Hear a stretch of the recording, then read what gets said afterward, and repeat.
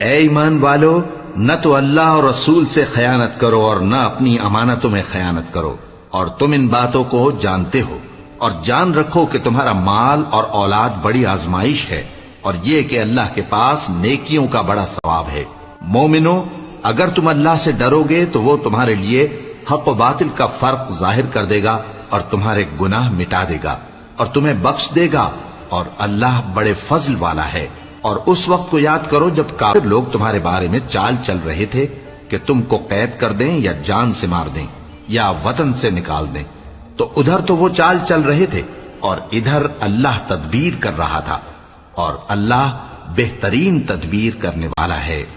اور جب ان کو ہماری آیتیں پڑھ کر سنائی جاتی ہیں تو کہتے ہیں یہ کلام ہم نے سن لیا ہے، اگر ہم چاہیں تو اسی طرح کا کلام ہم بھی کہہ دیں، اور یہ ہے ہی کیا، صرف اگلے لوگوں کی حکایتیں ہیں۔ اور جب انہوں نے کہا کہ اے اللہ، اگر یہ قرآن تیری طرف سے برحق ہے تو ہم پر آسمان سے پتھر برسا